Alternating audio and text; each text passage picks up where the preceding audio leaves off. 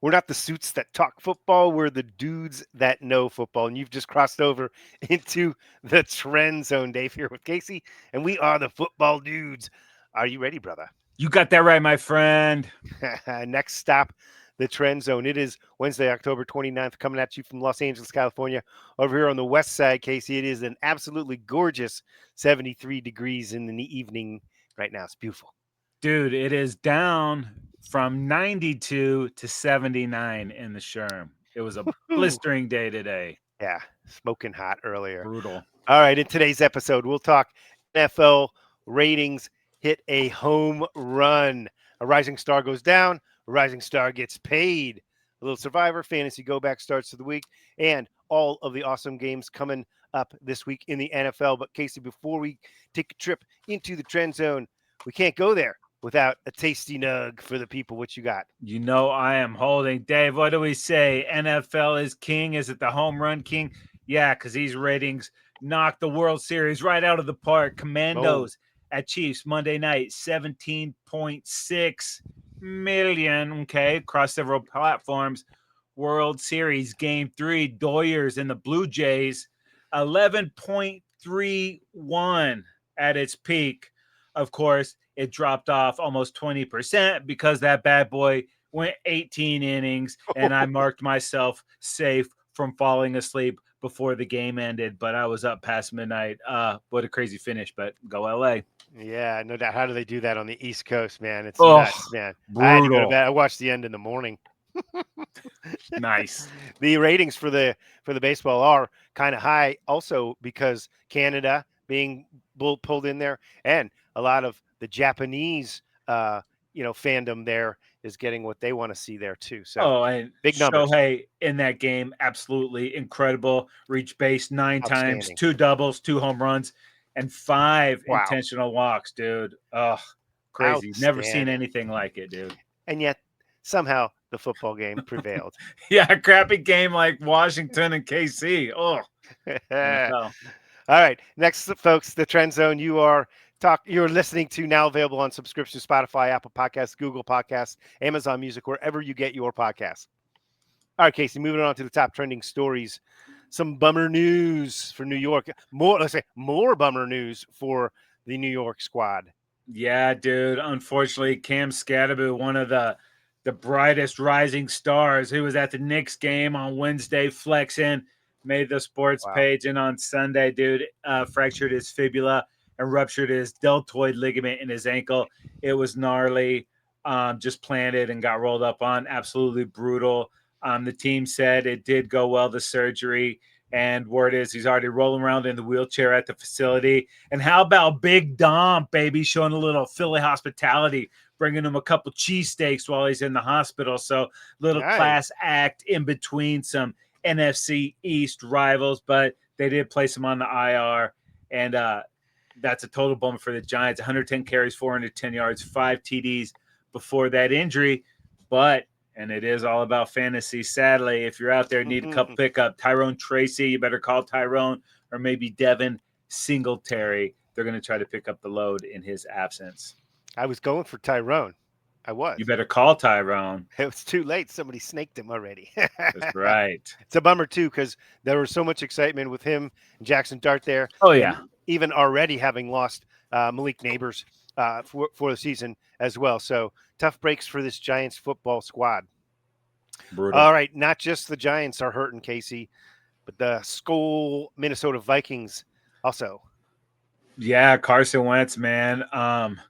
Chargers kicked the crap out of him, and Yeah, he's I'm going to have sorry. season-ending shoulder surgery. I guess he'd been banged up the last few weeks, and Yeah, tough guy playing through it. But you could see he was in obvious pain yeah. early on in that game. JJ McCarthy's supposed to be back this week. He had the ankle injury that's kept him out, and so they want to see what the kid has. And Wentz, he tried to go through it, but just it was totally brutal. So yeah, hopefully JJ is ready to go. They did add some depth, signing John Wolford to the practice squad. He's made his way around the NFL, but he'll be the third string or emergency quarterback there. Yeah, and he worked along with when Kevin O'Connell was with the Rams there. So familiarity with Kevin O'Connell and likewise with John Wolford there as a guy that he knows he can trust to be able to handle the mental aspects of Kevin O'Connell's offense there. All right, Casey, moving on. It is the Lions take care of business and lock down one of their future stars. Yeah, dude, about $1 billion in salaries that the Lions have paid out recently. And their main attraction on defense is getting paid. He agrees, Aidan Hutchinson, that is, agrees to a 4-year extension. Guess all these pass rushers are getting paid. The deal's worth $141 million in guarantees, Dave. Wow. He was the number 2 overall pick in the 22 draft, a Michigan guy. So they were right to lock this guy up. 7 games this season, 6 sacks, 6 TFLs, 13 QB hits, and a leading 4 forced fumbles. Man, he is the heart and soul of this defense. And through 46 games, 34.5 sacks, 36 TFLs, and 78 hits on the quarterback. Dude, in the trade, getting rid of Stafford and all the picks that they brought in, including getting Goff, has been home runs. To bring back another baseball analogy for these Lions. Yeah, and it was the Rams, the GM that went over there that was sort of under Snead at the Rams that orchestrated that Goff trade. And both teams, that's one of those win-win trades, usually feels like it's lopsided, but both teams come away with that thinking, hey, we got some stuff here that we really like. Oh, Dave, and sorry, man, we skipped right over Max Brosmer, bro. For the Vikings as a second string quarterback there. So I think they should have brought him out a little bit sooner in that Chargers game when they could see Wentz was hurting and it was clear that game wasn't going back, but we got to show the Brosmer a little love. Okay. That's it. Our apologies to the Brosmer family. Yeah, they're listening. All right, Casey, let's move it on. There's a new gunslinger there in New Orleans. Talk about the new QB. Oh, shucks. Yeah, Kellen Moore, babyface Kellen Moore.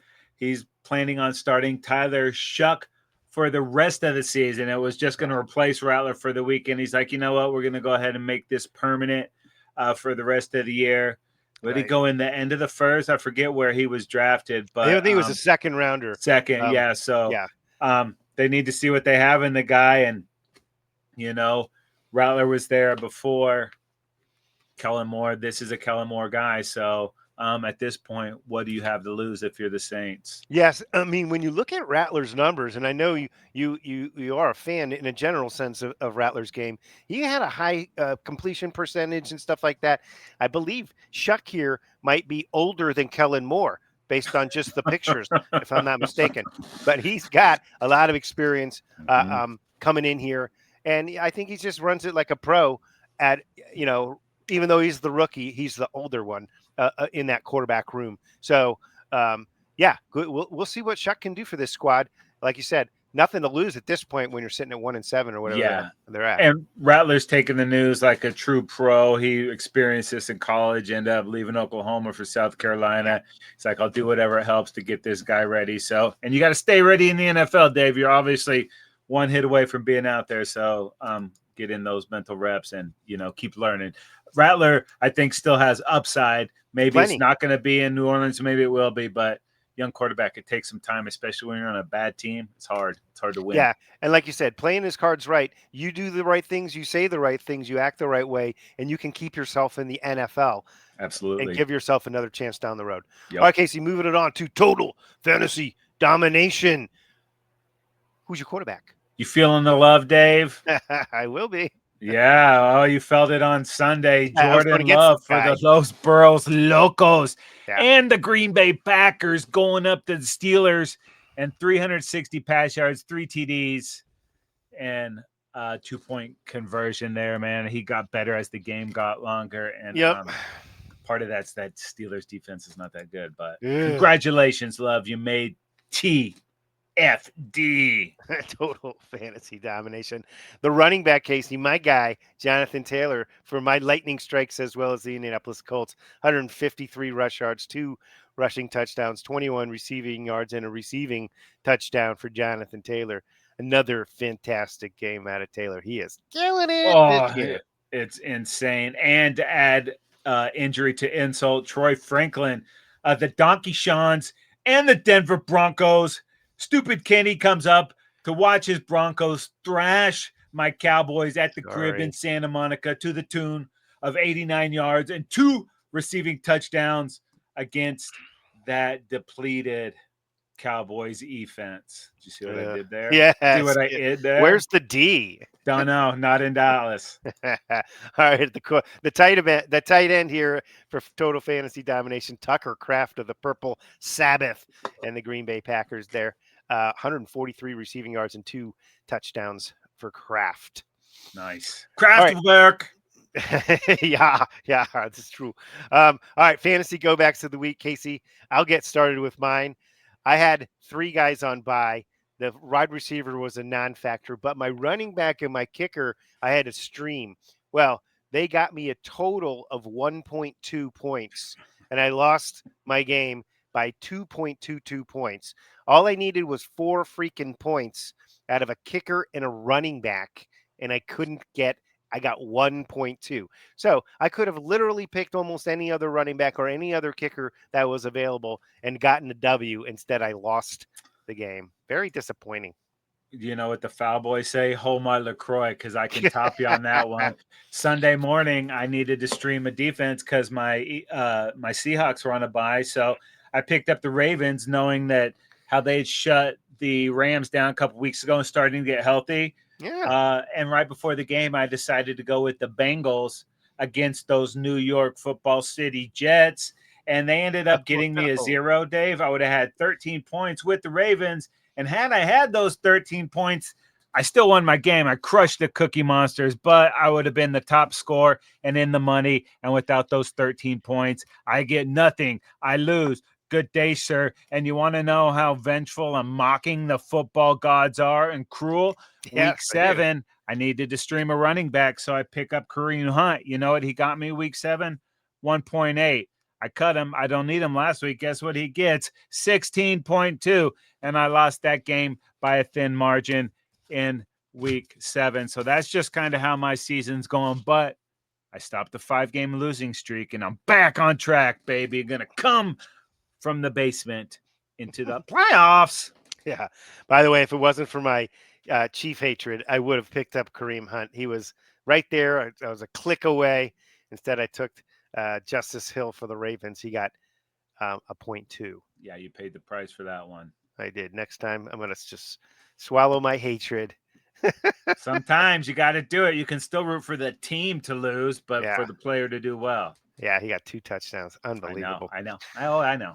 All right, Casey. Survivor's 3 strikes. Ours has 3 strikes. Most people are 1 and done.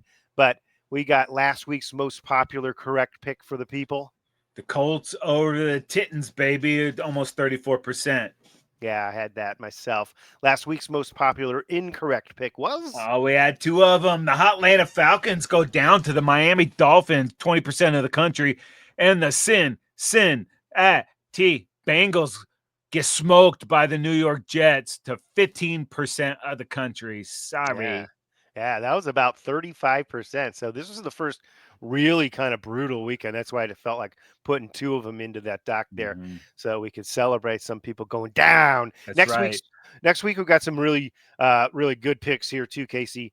Next week's most popular picks are? Yeah, I'm jumping right on this one, baby. The Rams over the Saints. We mentioned they're starting that rookie quarterback. I hate to go, but it's over almost 53% of the country going with our Los Angeles Rams, and almost 21% going with our Los Angeles Chargers over those Titans. And if you still got them, Packers over the Panthers, 14%.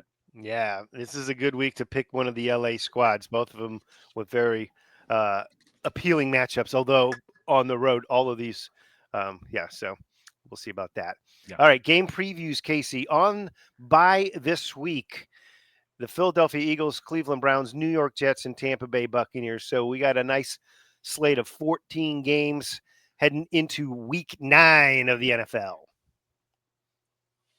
Wait a minute, Dave. What did you just say? Week 9 have a slew of games, 14 good ones in week 9. Week 9. Week 9, sir. Yes. Check the notes. It's slipping away. Indeed, it is.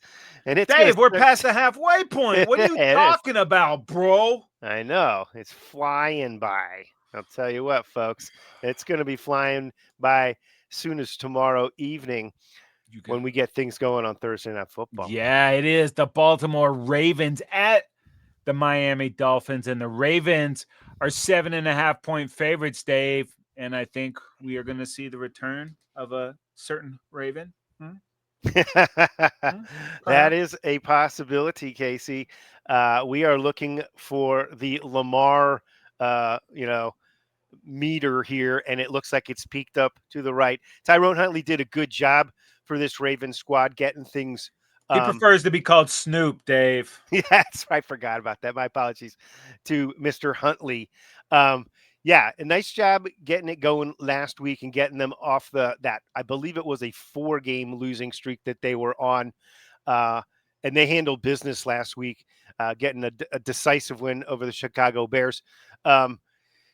Overall, though, this is a team that's getting healthier right now, and you look at the Ravens squad getting Lamar back in the fray there. They're sitting at 2-5 and playing this 2-6 Miami team, so it seems like a toilet bowl kind of a game. And I do believe that these teams are heading in different directions, as we discussed previously. The Ravens getting this win and pointed in the right direction, even though both teams come away with a win last week. The Ravens have a very appealing schedule moving forward. They will be, after this Miami Dolphins game, playing the Vikings, the Browns, the Jets, the Bengals, the Steelers, the Bengals. So a lot of those games they're going to be favored in. And they put together a nice little win streak here. They could find themselves right around 500, or above 500 in the not too distant future. Yeah, and these Dolphins, man, I think it's probably a wrap no matter what. They did have one of the biggest upsets of the season last week, smoking those Atlanta Falcons in Atlanta, 34-10. Yeah. To 20-26, 4 touchdowns, no interceptions.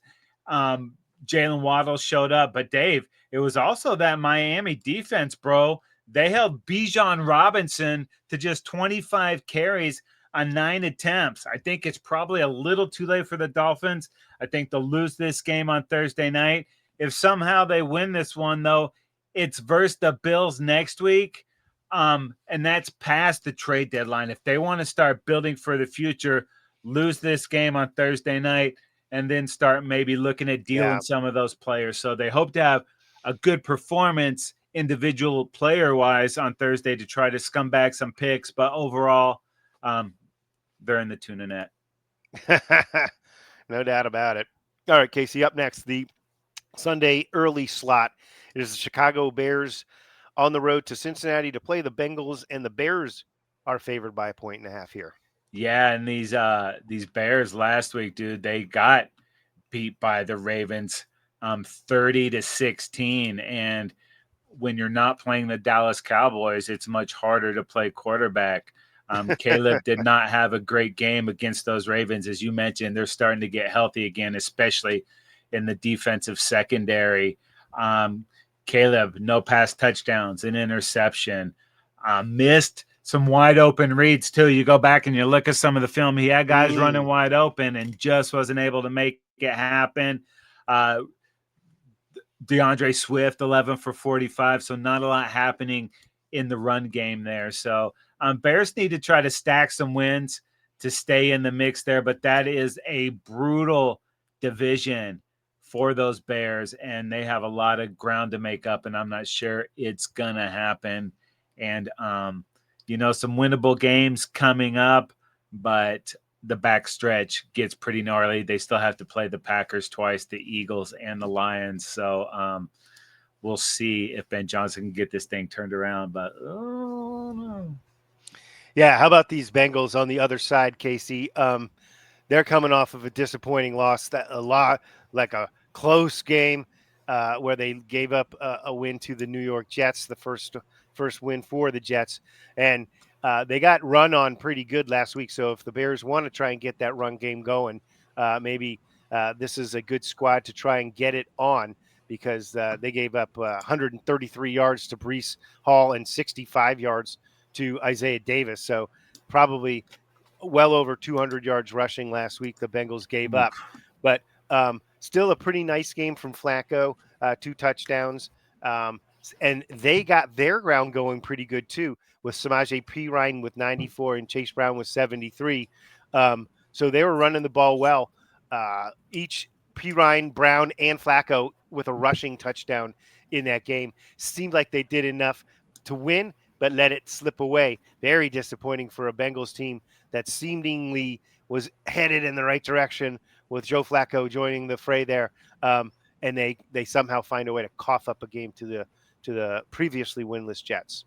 Yeah, they really let a huge lead and a huge opportunity slip away. All right, Dave, up next. An NFC North battle is the Minnesota Vikings at the Detroit Rock City Lions, and the Lions are favored by 9.5. Yeah, and let's talk these Vikings, dude. They're coming off a crushing loss to the Chargers where they got beat 37-10.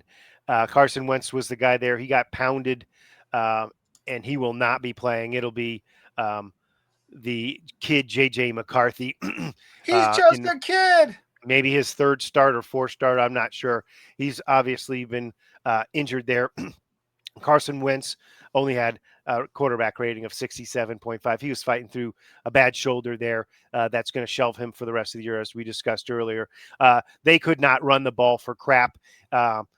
Jones came back, and he was in action there, but he only carried the ball 5 times for 15 yards. And Scott, the other running back, 2 carries for 16 yards. So literally with Mason, 4 carries for 3 yards. They got 40 yards rushing. So that's not going to get it done.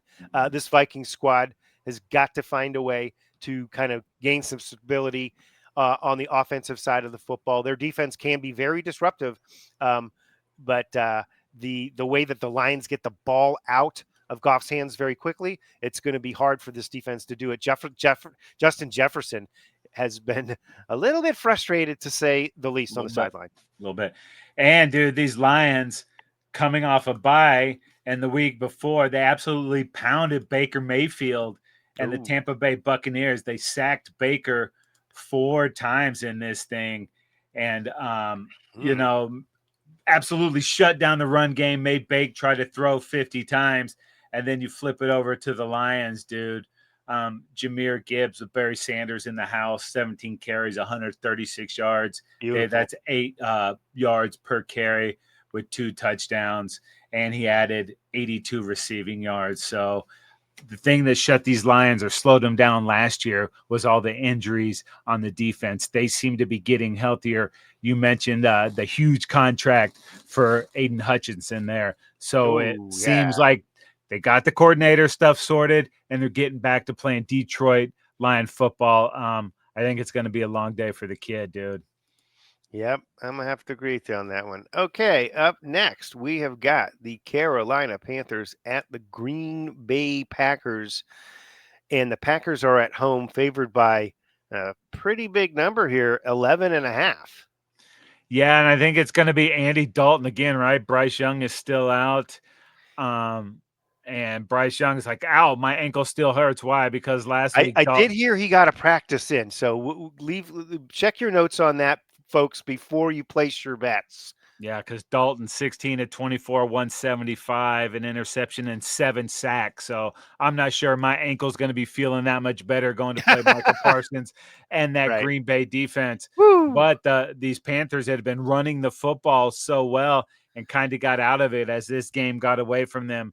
Dowdle surpassing Hubbard. Canales came out and said as much. Chuba earned the big contract in the offseason, but Rico has been the man. So it'll be interesting to see how that timeshare goes. But the biggest problem for these Panthers, dude, they could not slow down the run last week. James Cook 216 rushing yards, dude, over Mm. 11 a carry. So they better get that fixed because they're going to play Mr. Josh Jacobs, and that's a pretty good running back. Yes, it is. And yeah, this Packers team coming, into this game off of a very impressive win over the Steelers, 35-10. And Jordan Love continues to light it up. Basically, 360 passing yards for him, 134.2 passer rating, 3 touchdowns there. Tucker Kraft was the man, as we mentioned in the fantasy domination segment, with 143 yards and 2 receiving touchdowns. Um, they had a nice running game between Wilson and Jacobs there, basically 100 yards rushing.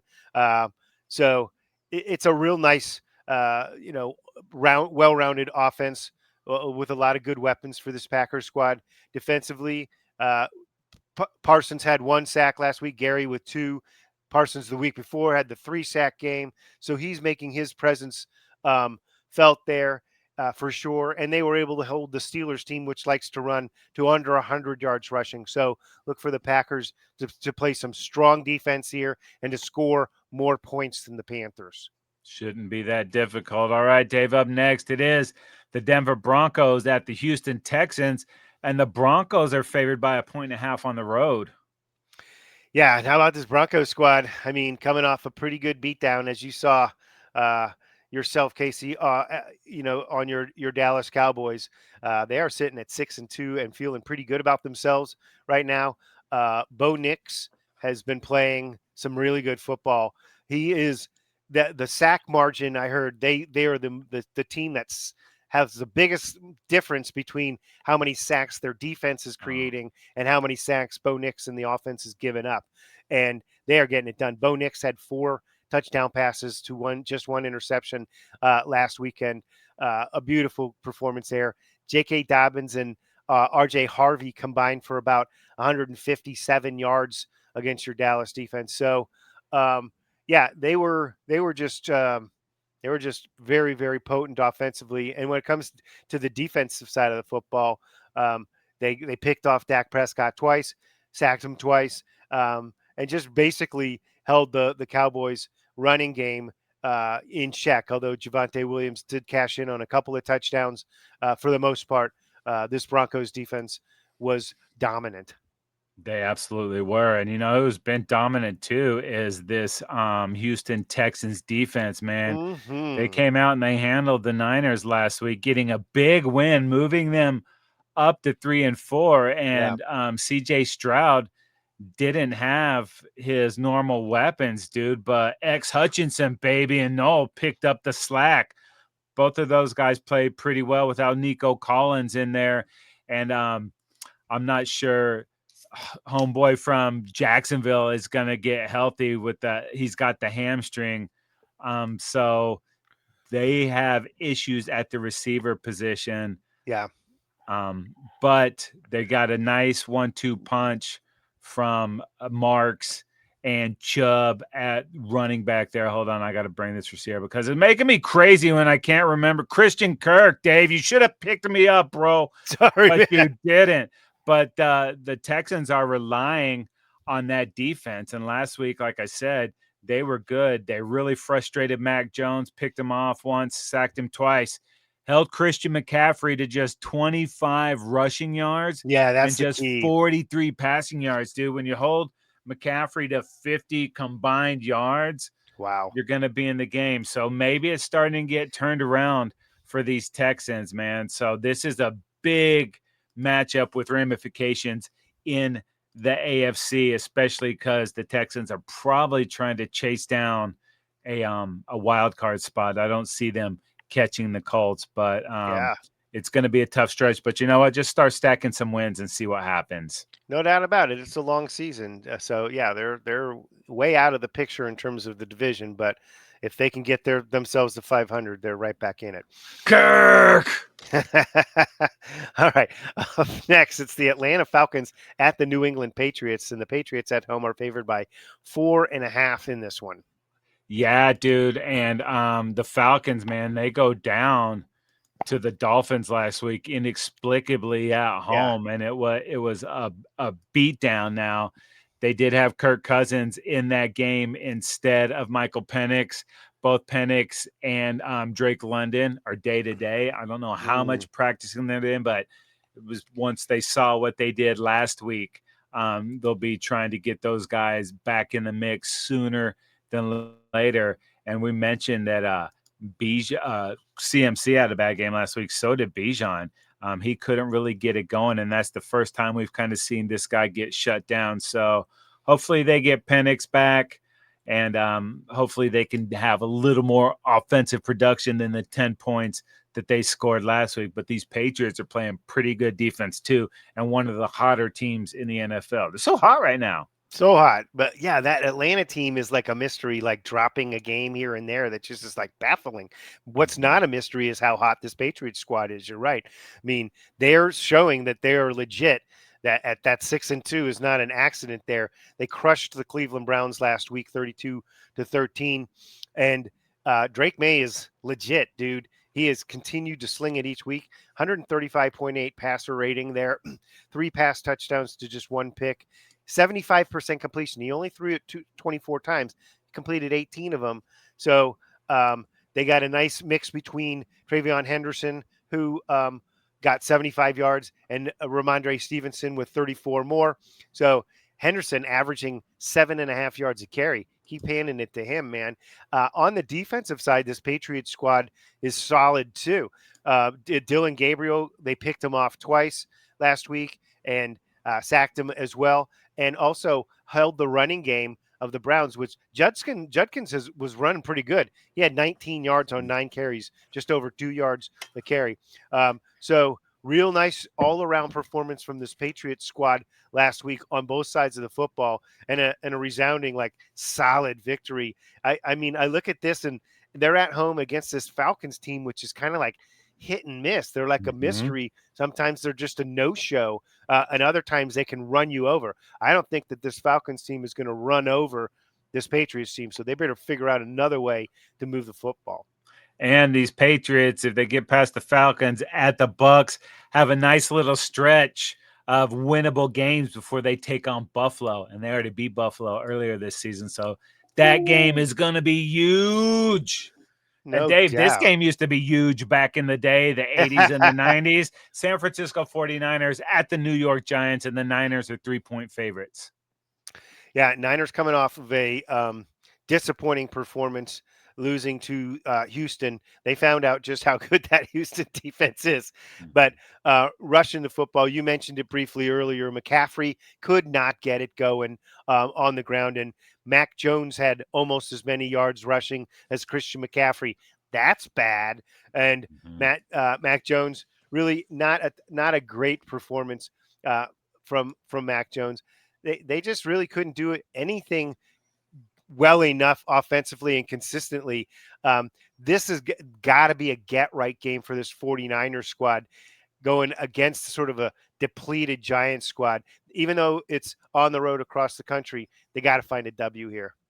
And these Giants, man, they're running on fumes. 2 weeks ago at Denver, had the lead in that game, lost it, came back, got the lead with like 30 seconds left to lose it. That takes its toll. And then last week, going into Philadelphia, losing Cam Skattebo in that one. So I don't know that they can dig deep enough, and I don't know how much more of this Dable can take, man. That guy was raging on the sideline, and with good reasons, Dave.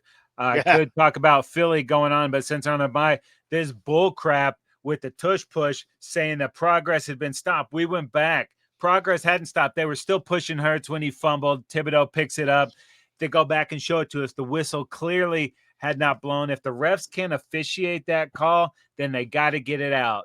I'm not sure it would have saved the Giants, but at that, it was still a close game at that point, and they were really pissed off of that and could never recover after that. And then you lose the running back after that. So it's going to be tough sledding for these Giants. They do have a great defense. I don't know if Sexy Dexy's time is coming to an end there in New York, starting to hear little rumbles. Maybe. And so we'll see what happens after this game. But I would be shocked if the Giants can dig deep enough to find what they need to win this game, but we'll see. It's the NFL, baby. All It right. is. Up next, the Indianapolis Colts, top team in the AFC, going to Pittsburgh to play the Steelers on the road. The Colts are favored by 3. Yeah, dude, and I'm surprised it's not a little bit more, man. These Colts are doing everything at such a high level. Yep. Dimebag last week just demolishes the Tennessee Titans, dude, 38-14. Workman like, bro, 21-29, 272, 3 TDs, 0 interceptions.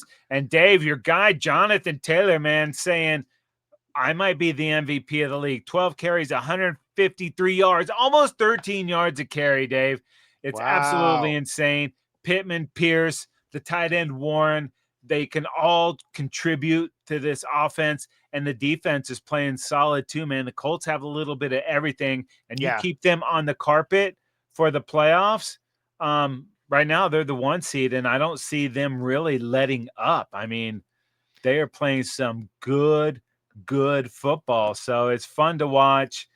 And dude, I mean, the Colts, man, They're the they most have balanced team, without a they doubt. They can get you absolutely. every which way. They can run on anybody, and they got enough weapons. And the way Danny Dimebags is throwing the ball, it's at an MVP caliber too. That you mentioned, the defense is strong enough to keep another team under 30.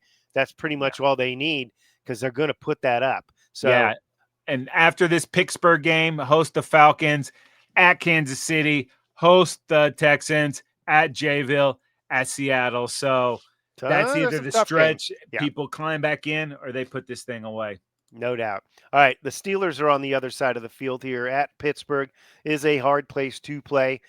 Pittsburgh coming off that loss to the Green Bay Packers last week. Not necessarily a bad game for Aaron Rodgers. 2 pass touchdowns, 219 yards. So he was basically 68% passing there, 101.5 quarterback rating. And between Warren and Gainwell, they ran the ball reasonably well, almost 100 rushing yards. Just didn't quite get enough done to get the W. So it's good. They're going to have to do more offensively this week at home against this Colts squad, because again, this, like you mentioned it earlier, this defense that the Steelers got going here, they're not as dominant as we've seen in years past for a Steelers defense. And this Colts team can seemingly move the ball at will. So the Steelers are going to have to, if they can, to find a way to make this a grimy game. Like maybe it's going to be raining or whatever. Just a game where they can kind of keep the score lower, limit the possessions, etc. They cannot get into a shootout with these Colts. They'll lose that even with Aaron Rodgers. Yeah, I've been watching that lead in the North dwindle. All right, Dave, up next, it's our Los Angeles Chargers at the Tennessee Titans, and our Chargers are 10.5-point favorites in this one. Your guy Herbert crushing the Vikings and then hanging out with his smoking hot girlfriend at the World Series. It's pretty good to be Justin Herbert right now. Yeah, I heard he was at a Lakers game too, and at some big Halloween party dressed as a sailor. But it's not like I'm tracking him or anything or stalking or anything like that. But he is an awesome quarterback to watch play. A fantastic game, 3 touchdowns against the Vikings last Thursday there. A 122.8 passer rating. He's running the ball more this year, which is kind of not just in maybe like one design run per game and then scrambling very effectively. 7 rushes for Herbert for 62 yards. Kamani Vidal, the sixth round draft pick from last year. So he's a second-year guy. It's his second 100-yard game in the last 3. So 117 yards last week for Vidal. They need him to keep that ground game going. The Chargers offensive line was decimated, but they got Joe Alt back. Joe Alt delete. He made an enormous impact on the running game and the pass protection for Herbert that enabled this whole offense to open up. The big story, the rookie tight end, Arande Gadsden II, he continues to thrive since being activated. He missed the first 2 games as they were bringing him along, but he has been phenomenal. a real good receiving tight end. So look for that to be still a featured element of this offense as the Chargers go to Tennessee to play. And the Chargers defense last week, just lots of pressure on Wentz. But look out, Titans quarterback Cam Ward here under the interim coach of Mike McCoy. The Titans are sitting at 1-7. This is going to be a very challenging situation for that squad. This is their last chance to decide whether they want to have a fire sale, basically, and start to build towards next year. They have the quarterback.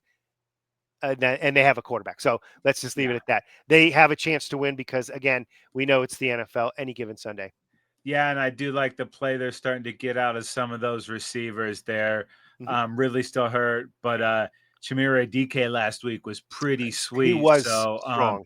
And you actually started seeing some of Tajay Spears in the run game. Actually, you saw a little more out of him than we saw out of the former Cowboy Tony Pollard. So it'll be interesting to see how that timeshare works out moving forward. All right, moving into the later slot of games, Casey, we have the New Orleans Saints on the road in Los Angeles here at SoFi Stadium to play our Rams. And the Rams are at home favored by 13.5 in this one. Woo, big number. Yeah, Tyler Shuck getting the start, moving forward. Struggled last week, but so did Rattler. That Tampa Bay defense, man, gave the Saints all they wanted. And then some, like 5 sacks, couple interceptions, at least one defensive touchdown, and at least one defensive touchdown ripped off of the board because of crappy officiating. Couldn't get anything going in the run game. Shaheed and Olave could be on the block moving forward there. There might be a handful of some defensive players on these Saints that could be made available too. That was actually the bright spot in this game. Held Baker to just 15-24, 150 yards and 3 sacks. I think Baker's still a little banged up from that Lions game. I don't think his back is quite right, and they really need to get Bucky Irving back. But that's more about the Bucs than these Saints. So obviously looking more towards the future, making the transition there, quarterback. It's not going to get any easier against these Rams who are over in swinging London and actually smoked the Jags 35-7, starting to play some of their best football. Puka's getting healthy. Devontae's getting that chemistry with Stafford, and the defense is pretty freaking good. So it's going to be a lot for a rookie quarterback making his first start. Good luck with that. I do have some friends coming in from New Orleans to see this game. I don't know why they would spend the money to come to LA to watch this massacre, but Willie Gino, welcome to Los Angeles, my friends. Yeah, that Rams team, as you mentioned, the defense is just cranking up. That front is so devastating. Last week against the Jags, 7 sacks in that game, and Stafford was clicking with 5 passing touchdowns. So just an impressive performance. All right, moving in that week, so it worked out for me. Moving on, the Jacksonville Jaguars are on the road to Las Vegas to play the Raiders, and the Jags on the road are favored by 3. Yeah, we just mentioned them coming off the beat down in swinging London town. They've got a week, 2 weeks to try to get things right. We talk about it every season, Dave. We need the consistency out of Trevor Lawrence, man. 23 of 48, 296, a touchdown. But I'm going to give him this, dude. Brian Thomas Jr., I don't know if he's disinterested in football right now, if there's stuff going on off the field. 11 drops in that game, which that's more than you should have in a season, dude. It's just like for whatever reason, it's not working there. Liam Cohn says, I'm not trading this guy, so I don't think that's the case, but they have to see what the Thomas Jr. from last year, who had a great season. So just not doing it there. And Travis Etienne had been having a great season, goes up against the Rams, decent yards per carry, but just 44 yards.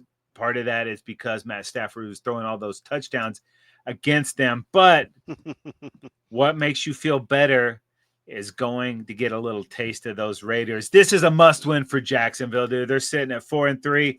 Yeah. 5-3, you're feeling pretty good about things, right in the mix. Yeah, and these Raiders are 2-5 coming off a bye, but the last game, it's almost like they didn't show up for the last game. It was against the Chiefs, and they got blowed out 31-0. And it wasn't even that's not even as bad as it really was. They got 67 pass yards in the game, the In the whole first game. quarter? The whole game, 67 pass yards for Geno Smith. Oh my Genti, God. the sixth overall pick, 21 rush yards. So the entire offense got less than 100 yards of offense. They didn't convert a third down in the entire game. That's hard to do, Dave. You really got to be trying. Oh my God. It's unbelievable how bad they played. I think that, maybe drafting Genti, not the wisest move. Maybe they thought they were a little closer to respectability than they actually are, or competitiveness. But at 2-5, and coming off that performance, they had to have a bye. So they got that taste in their mouth for the last couple of weeks. They're not going to be, feeling good. They're going to be pretty pissed off. So maybe that helps the Raiders. The bye week beat those Raiders by 17, Dave. I know, right? Are you kidding me? Come on, man. Jeez. If I was those Raiders, I would think about trading any of the assets I had, a pass rusher who's already got a silver helmet, but trade that little pirate for a star. Just Max saying. with 2 X's. All right. I hear you there. Woo, baby. All right, Dave. On paper, it looks to be sweet. We've seen this in the playoffs. We've seen it in the AFC Championship. It is the Kansas City Chiefs at the Buffalo Bills. Goodbye, horses, because the Chiefs are a 1.5 favorites on the road. Yep. Kansas City coming off of a nice Monday night victory over the Washington Commanders, where they pretty much dominated the game. Patrick Mahomes, pretty solid performance there with 3 touchdown passes, 2 early interceptions that kind of kept this game. It was 28-7. To say it was close is not really accurate, but it kept it close earlier as the Chiefs squandered a couple of opportunities and instead had a couple of Mahomes picks there. But nice combination of running between Pacheco and Hunt, and Mahomes, as always, scrambles for a handful of first downs there. It was a really nice balanced performance. They're getting Rashee Rice back in the mix, 9 receptions for 93 yards and a touchdown there. Kelsey, 99 yards and a touchdown for him. And Kareem Hunt with a really nice performance, a rushing touchdown and a receiving touchdown. So they've got a lot of good weapons here. Both running backs are strong. The whole team of receivers is a fleet of them now, basically, that are all kind of sprinkled in. And this Kansas City Chiefs team is rounding into shape.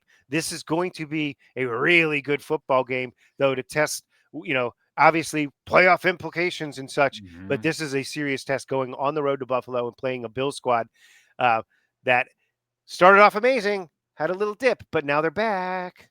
Yeah, and they had a laugher last week, smashing those Panthers 42-9, I should say. Mentioned earlier, James Cook over 200 yards rushing. A very quiet day for Josh Allen, 12-19, 163. But on the day, he had 3 touchdowns. So still found a way to get it done.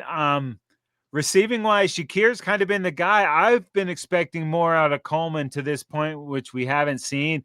It's possible that these guys would be in the market to add a receiver. And this is normally the portion of the season where the Bills are already running away with this AFC East. That's not the case this year. They're chasing the Patriots, and they have some brutal games coming up in the near future. Maybe none more brutal than hosting the Chiefs, but that makes this game even more important, being that they're not in first place. So can they catch the Patriots? Possibly, but as of right now, dude, the Patriots are ahead of them. So this is a huge game. It's lived up to the hype every time we've seen it in the past. So I expect more of that on Sunday, and it's just a huge game. It's huge, Dave. It's huge. All right, up next, it's Sunday Night Football, where we've got the Seattle Seahawks on the road to play the Washington Commanders. The Seahawks are favored by 3. Yeah, and the Seahawks on a bye last week, so they're feeling pretty good. The week before that, they beat the Texans 27-19 on Monday Night Football, dude. And the craziest thing about that game is Seattle had 4 turnovers, and it still did not feel like a close game for the majority of it. They were just on top of every single thing that the Texans wanted to do. The Texans could not run. They could not pass. This Mike McDonald defense picking up. They're going to make this game tough. And, Sam Darnold didn't have his best game against that Texans team, but that's a great defense too. These Commandos are all kind of beat up. They need a little bit more out of the run game. I want to see more Cooper Kupp involved, but Jackson Smith and Jigba, dude, working on being the best receiver in the league, man. This guy is cash money. Seattle's putting it all together. It's a very, very competitive NFC West. So go beat another team that's contending possibly for a wild card spot in the NFC, man. Go Hawks.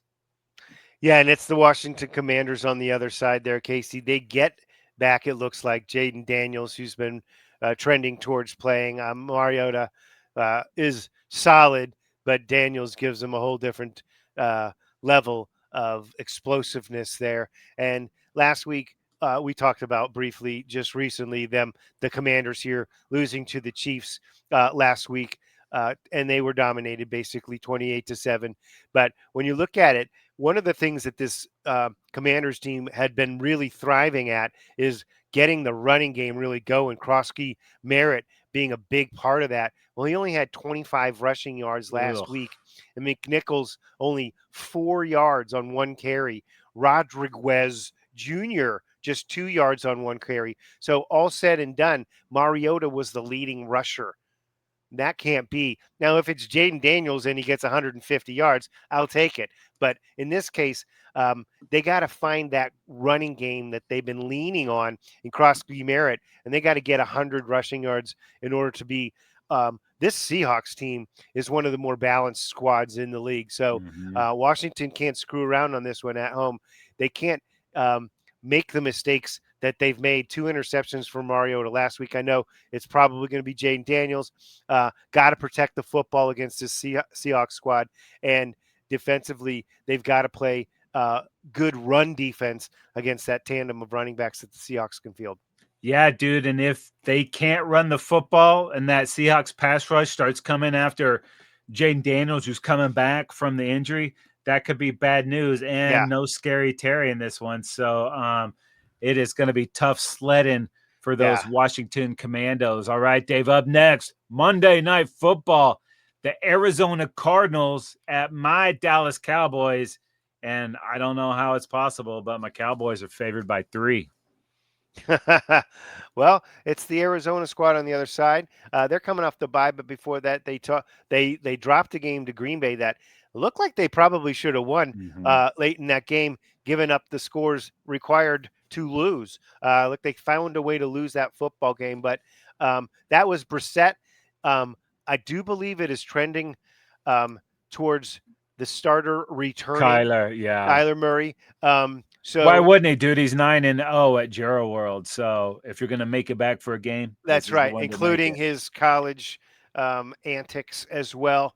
And this squad, they've got really a decent, tight end for sure in Trey McBride, arguably one of the top tight ends in the league.